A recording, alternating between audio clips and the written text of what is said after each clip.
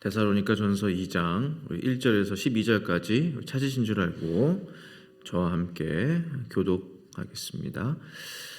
형제들아, 우리가 너희 가운데 들어간 것이 헛되지 않은 줄을 너희가 친히 아나니, 너희가 아는 바와 같이 우리가 먼저 빌립보에서 고난과 능력을 당하였으나 우리 하나님을 힘입어 많은 싸움 중에 하나님의 복음을 너희에게 전하여 우리의 권면은 간사함이나 부정해서 나는 것이 아니요 속임수로 하는 것이 아니라 오직 하나님께 옳게 여기심을 입어 복음을 위탁받았으니 우리가 이와 같이 말하면 사람을 기쁘게 하려 함이 아니요 오직 우리 하나님을 감찰하시는 하나님을 기쁘시게 하려 함이라.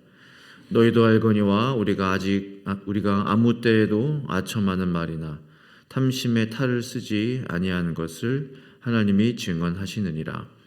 또한 우리는 너희에게서든지 다른 이에게서든지 사람에게서는 영광을 구하지 아니하였노라. 우리는 그리스도의 사도로서 마땅히 권위를 주장할 수 있으나 도리어 너희 가운데서 유순한 자가 되어 유모가 자기 자녀를 기름과 같이 하였으니 우리가 이같이 너희를 사모하여 하나님의 복음뿐 아니라 우리의 복음까지도 너희에게 주기를 기뻐하며 너희가 우리의 사랑하는 자한테 형제들아, 우리의 수고와 애쓰는 것을 너희가 기억하리니 너희 아무에게도 폐를 끼치지 아니하려고 밤낮으로 일하면서 너희에게 하나님의 복음을 전하였노라. 우리가 너희 믿는 자들을 향하여 어떻게 거룩하고 옳고 흠없이 행하였는지에 대하여 너희가 증언이요 하나님도 그러하시다. 너희도 아는 바와 같이 우리가 너희 각 사람에게 아버지가 자기 자녀에게 하듯 권면하고 위로하고 경계하노니 이는 너희를 부르사 자기 나라와 영광에 이르게 하시는 하나님께 합당히 행하게 하려 함이라. 아멘.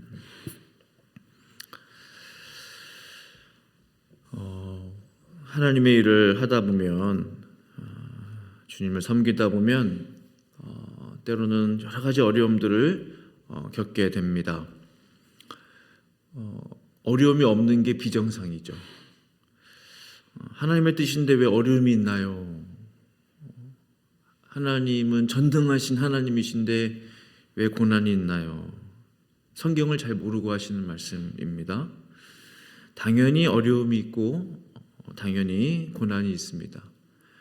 그래서 한 알의 씨앗이 밀알이 땅에 떨어져 썩어 죽지 아니하면 많은 열매를 맺을 수 없다고 하셨거든요. 그러니까 모든 자연 이치, 만물 이치, 자연 섭리들이 다 그와 같습니다. 썩어야 거기서부터 싹이 나고 줄기가 자라고 열매를 맺게 되는 것이죠. 어려움, 고난, 고통은 항상 따르기 마련입니다. 우리 예수님의 공생애 생각해 볼 때 얼마나 힘드셨습니까? 쉬웠나요? 쉽지 않았습니다. 다른 사도들은요, 예수님 승천하신 이후에 주님의 사도들 얼마나 고생 많이 했습니까? 물론 하나님의 전능하신 능력과 권능, 영광들이 많이 나타났습니다. 그러나 기본적으로 복음을 전파하려 할 때는 고난과 연단이 따르기 마련입니다. 우리가 지금 느헤미야서 읽고 있죠. 하루에 한 장씩 읽고 계시는 줄로 알고 있는데요. 어떻게 읽고 계시는지 모르겠습니다. 저는 느헤미야서를 이렇게 보면서 다시 한번 하나님의 역사는 이렇게 이루어지는구나, 이런 것들을 깨닫게 돼요.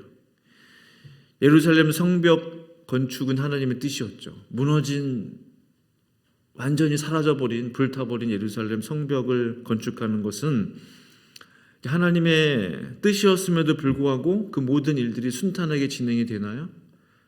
그렇지 않았습니다. 산발락과 도비야, 그들이 끝까지 하나님의 일을 방해하고 또 심지어 느헤미야를 살해할 계획을 세웁니다. 여러 번 편지를 보내서 잠깐 좀 만나자고, 좀 나오라고. 근데 벌써 느헤미야는 단수가 고단수입니다. 느헤미야는 정치인이었잖아요. 사도도 아니고 뭐 선지자도 아니고 제사장도 아니고 고단수죠. 나를 죽이려 하는구나. 나가지 않습니다. 끝까지 산발락과 도비야 그 외에 여러 사람들의 협박과 또 공격이 있었지만 끝까지 느헤미야는 성전이 아니라 성벽 건축을 중단하지 않고 끝까지 하나님의 역사를 이루게 됩니다. 만약 느헤미야가 그 주변의 모든 사람들의 공격과 협박 때문에 그만둬야 되겠다 중단했다면 느헤미야가 어떻게 기록되었을까요? 성경에 아마도 이렇게 기록되었겠죠. 느헤미야는 하나님의 뜻인 예루살렘 성벽을 건축하다가 여러 사람들의 방해 때문에 중단하니라.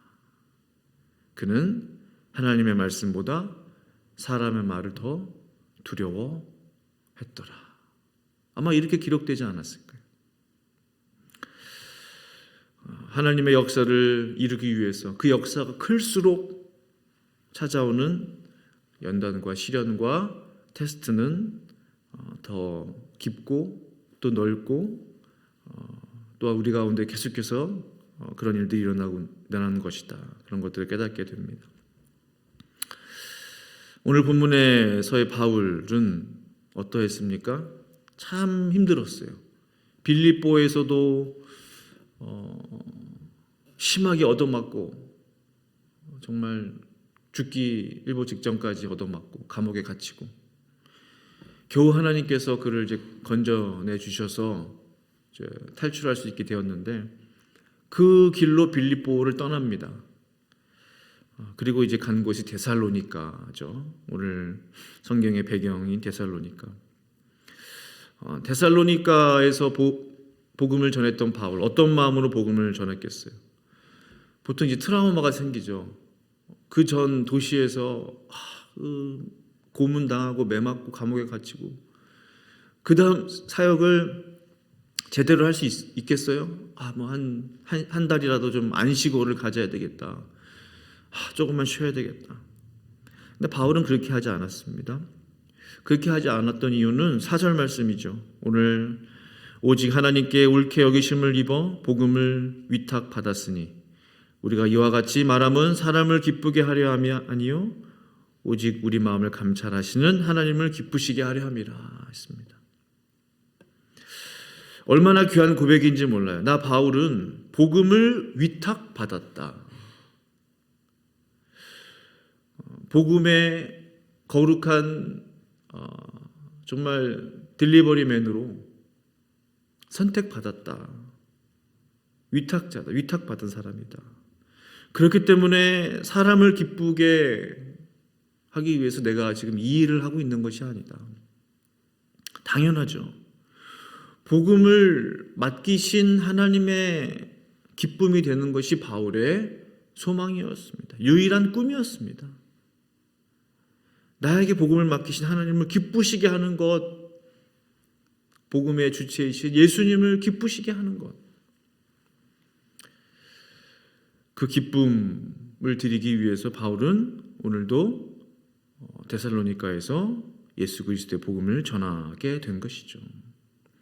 바울이 지금 데살로니가 교회에 쓰고 있는 이 편지, 고린도에서 머물면서 지금 편지를 쓰고 있는 거거든요.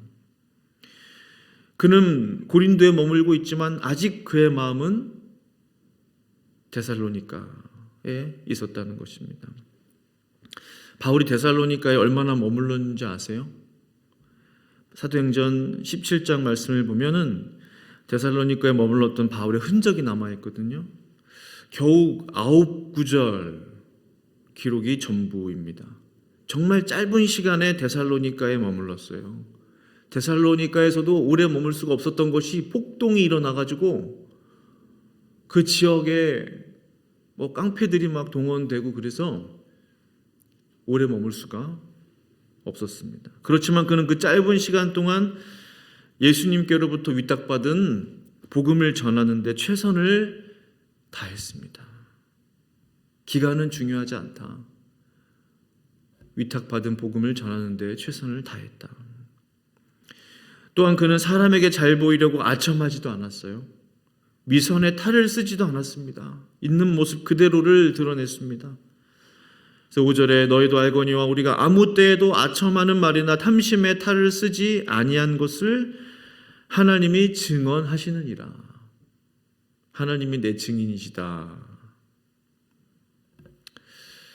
당시 데살로니가에는요, 바울을 따랐던 사람들 중에 경건한 헬라인들 그리고 돈 많은 귀부인들이 많이 포함되어 있었습니다. 우리 같으면 돈 많은 성도 어떻게 돼요? 마음이 조금이라도 잘 보이려고 애쓸 수도 있고 또 잘해주려고 할 수도 있죠. 사람인지라. 바울은 그렇게 하지 않았어요. 재정 지원을 더 받기 위해서 아부를 떨거나 아첨하지 않았습니다. 그게 5절 말씀이죠. 아첨하는 말 한 적이 없다. 탐심의 탈을 쓰지도 않았다. 그것이 6절 말씀이죠. 바울의 고백입니다. 또한 우리는 너희에게서든지 다른 이에게서든지 사람에게서는 영광을 구하지 아니하였노라 했습니다. 누구든지 잘난 사람이든 못난 사람이든 귀부인이든 헬라인이든 로마 시민이든 군인이든 평민이든 노예든 바울은 사람에게서 오는 그 영광을 구하지 않았다라는 것입니다. 사람의 영광. 저 역시 스스로 종종 자주 생각해 봅니다. 내가 사람의 영광을 구하는 사람인가? 저도 모르게 사람의 영광에 기웃기웃대는 제 자신을 보게 돼요. 사람의 영광이 뭐예요? 사람이 해주는 칭찬과 사람이 해주는 격려를 들으면 기분은 좋아지지만 그걸 즐기는 거죠. 더 칭찬해봐. 더 격려해봐. 나를 좀 세워봐. 격려와 칭찬과 세움받는 그게 없으면 어떻게 돼요? 풀이 죽어버리는 거예요. 그러니까 사람의 영광에 목마른 사람들은 그렇습니다. 사람의 칭찬에 목마른 사람들은 그게 없으면 힘들어하는 거예요. 내가 누군데, 내가 이래봐도. 바로 그런 것들이 사람의 영광입니다. 바울은 사람의 영광을 구하지 않았습니다. 바울은 어떠한 마음으로 사역했느냐? 유순한 마음을 품은 유모처럼, 때로는 훈육을 하는 아비처럼 그들을 대했고 하나님의 복음을 전했습니다. 7절에 우리는 그리스도의 사도로서 마땅히 권위를 주장할 수 있으나, 마땅히 권위를 주장할 수 있었어요. 충분히 바울에게 그런 권위가 있었어요. 기도할 때 하나님의 능력이 나타나고 귀신이 떠나가고 얼마나 권위가 있습니까? 나쁜 권위가 아니라 말씀의 권위, 기도의 권세가 있잖아요. 그러나 참 이 바울의 마음이 순전합니다. 도리어 너희 가운데서 유순한 자가 되어 유모가 자기 자녀를 기름과 같이 하였으니. 바울의 목회에 중요한 한 축이 여기에 담겨져 있죠. 바울이 이렇게 사람들을 대했구나. 성도들을 대했구나. 권위적으로 하지 않았구나. 유모처럼 자녀들을 대했구나. 유모. 종종 우리가 영화 속에서 나오는 유모는 어떤 그림이죠? 대부분 어떤 이미지예요? 엄마는 캔디를 안 줘도 유모한테 가면 캔디를 어디서 꺼내서 주는 그런 분들이 유모. 엄마는 내 마음을 몰라줘도 유모한테 가면 유모 하면 유모가 막 안아주고 그런 장면들 기억나세요? 영화나 드라마나. 버릇없이 굴어도 반찬 투정을 좀 해도 싫은 내색 하지 않고 다 받아줄 것 같은 사람이 유모잖아요. 평생 그 유모의 사랑을 잊지 못하는 어떤 그런 주인공의 어떤 모습들 우리가 종종 영화 드라마 통해서 보게 됩니다. 바울은 유모처럼 대하기 힘든 성도들을 그렇게 사랑해 주었다는 거죠. 까칠한 성도들을 그렇게 대해 줬다는 거죠. 막 투정하고 불만 얘기하고 막 해도 그러냐고 그러시냐고 유모처럼, 그게 유모처럼 대하는 거죠. 엄마들은 그렇게 안 해요. 야, 너 이게 뭐야 하면서 막 잔소리하고. 엄마들은 그래요. 유모는 잔소리 잘 안 하잖아요. 그냥 잘했다 그러고 격려해주고 피난처, 안식처, 유모의 역할이었죠. 어린아이 같은 모습을 보여도 유모의 마음으로 그 모든 성도들을 대해 주었던 사람이 바로 바울이었습니다. 그러나 항상 바울은 유모의 모습이었나? 그렇지 않았어요. 유모의 모습만 가지고는 못합니다. 주님의 복음 온전히 전할 수 없어요. 못해도 잘한다 그러고 죄된 길로 가도 잘한다 박수 쳐주고 안 되죠. 잘못된 길로 가면 가지 말라고 해야죠. 불로 막 뛰어드는데 가면 안 돼요. 이 정도 되겠어요? 빨리 돌아오라고 그러고 소리를 질러서라도 돌아오라고 하는 것이 부모의 마음이고 사랑의 마음이죠. 11절에 이렇게 말씀하고 있는 거죠. 너희도 아는 바와 같이 우리가 너희 각 사람에게 아버지가 자기 자녀에게 하듯 권면하고 위로하고 경계하노니 했습니다. 아비의 마음이 꼭 필요해요. 주님의 일을 할 때, 주님의 복음을 전할 때, 사역을 할 때. 아버지의 마음으로 자기 자녀에게 권면하고 때로는 위로하고 마지막으로 경계했다는 거예요. 경계는 뭡니까? 경계는 경고했다는 거예요. 너 그렇게 하면 안 된다. 그렇게 하시면 안 됩니다. 하나님 뜻 가운데 사셔야 합니다. 주님께로 돌아와야 합니다. 예배 생활을 철저하게 지켜야 합니다. 경계해야 하는 것이죠. 바울은 그렇게 했다는 것입니다. 무엇을 경계했습니까? 무엇을 경고했어요? 죄에 대하여 경고하는 것입니다. 하나님을 떠나지 말 것을 경고하는 것입니다. 바울이 경고하지 않으면 누가 경고할 수 있었겠어요? 가만히 생각해 보세요. 바울이 경고하지 않으면 누가 죄에 대해서 잘못되었다고 말할 수 있었겠냐는 거예요. 바울은 그들의 유모로서, 아비로서 권면과 위로와 경계의 말씀을 했다라는 것이죠.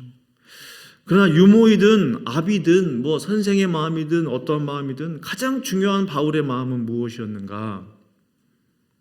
바로 8절 말씀처럼 우리가 이같이 너희를 사모하여 하나님의 복음뿐 아니라 우리의 목숨까지도 너희에게 주기를 기뻐함은 너희가 우리의 사랑하는 자 됨이라. 그 근본의 마음이 뭐가 있었어요? 바울 가운데 사랑의 마음이 있었다는 거죠. 우리의 목숨까지도 주기를 기뻐하였다. 바울이 그 모든 성도들을 사랑했기 때문입니다. 빌립보에 있는 성도들, 데살로니가에 있는 성도들, 고린도에 있는 성도들, 가는 곳곳마다 만나는 사람마다 그 모든 사람들을 사랑했어요. 바로 복음의 핵심은 사랑이죠. 예수님의 십자가는 사랑의 결정체이죠. 사랑 없는 복음, 사랑 빠진 복음, 참으로 울리는 꽹과리밖에 되지 않을 것입니다.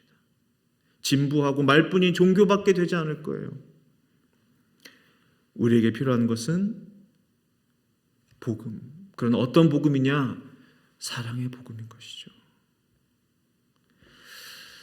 이 모든 것을 바울이 이처럼 했던 이유, 그 모든 성도들을 사랑하고 사랑의 마음이 있었기 때문에 유모로서, 아비로서 그들을 권면하고 또 경계했던 이유, 그 이유가 뭐냐? 바울이 이 모든 사역들을 감당했던 이유가 뭐냐? 바로 마지막 12절 말씀. 이는 너희를 부르사 자기 나라와 영광에 이르게 하시는 하나님께 합당히 행하게 하려 함이라. 무슨 말이에요? 우리를 불러주신 그 하나님의 부르심에 합당한 성도로서 살 수 있도록 하기 위함이라는 거죠. 하나님의 나라에 가기 위해서는 그 합당함이 필요한 것입니다. 아무나 천국 가는 게, 아무나 하나님의 나라에 갈 수 있는 것이 절대 아닙니다. 하나님의 나라에 합당한 사람이 있다는 거죠. 천국에 합당한 백성이 있다는 거죠. 합당한 천국 백성이 있는 것이죠. 하나님께 합당한 사람이 되게 하기 위해서 바울은 그 모든 것들을 행했던 것입니다. 사랑으로 그들을 양육하고 가르치고 기도해주고. 말씀을 마무리하기 원합니다. 하나님의 나라는 결코 멀리 있지 않은 것을 보게 됩니다. 삶과 죽음이 정말 종이 한 장 차이 뿐임을 다시 한번 깨닫게 돼요. 우리가 이 땅에 사는 동안 하나님의 백성과 하나님의 자녀로서의 그 삶을 준비하는 그 시간이 바로 이 땅에서의 삶이 아닌가. 마지막이 중요한 거죠. 마지막 어떠한 모습으로 하나님의 부르심을 받느냐. 마지막 숨을 거두는 순간, 그 점을 찍는 그 순간이 모든 그동안 살아온 삶을 정리하는 그 마지막 마침표가 되는 것인데, 그것을 위해서 우리가 이 땅을 살아가고 있는 것이 아닌가. 매일매일의 삶이 그런 삶이다, 그런 생각을 하게 되는 것입니다. 간절히 바라는 것은 주님께서 우리를 부르신 그 부르심에 합당한 믿음의 사람, 신앙인들이 다 될 수 있기를 간절히 바랍니다. 또한 하나님의 말씀 앞에 우리가 항상 순전한 마음으로 복음을 맡은 자로서, 바울처럼 복음을 위탁받은 자로서 우리 주변에 있는 사람들에게 복음의 메신저로서 살아갈 수 있기를 또한 간절히 축원합니다. 함께 기도하시겠습니다. 아버지 하나님, 감사합니다. 하나님의 일을 할 때 때로는 어렵고 곤란하고 힘든 일들이 우리의 삶 가운데 있습니다. 예수님도 그러셨고 여러 사도들도, 선지자들도, 많은 복음의 증인들도 그러한 삶을 살아왔습니다. 그러나 그들이 중간에 포기하지 아니하고 끝까지 주신 말씀 전하는 데에 열심을 품고 최선을 다했을 때 결국 하나님께서 그 모든 영광을 받으시고 사람의 영광이 아니라 하나님의 영광으로 그들에게 갚아주시고 은혜로 함께 하신 것들을 보게 됩니다. 하나님, 우리에게 그런 마음, 순전한 마음 허락하여 주시옵시고 하나님의 백성으로서 부족함이 없는, 손색이 없는 합당한 주의 자녀로서 우리가 이 땅 살아갈 수 있도록 주님 도와주셔서 하나님의 나라에 합당한 천국 시민으로 우리의 인생 살아가며 마지막 마침표까지 찍을 수 있는 우리 모두가 될 수 있도록 우리 하나님 역사하여 주시고 은혜 허락하여 주시옵소서. 감사드리고 예수님의 이름으로 간절히 기도합니다. 아멘.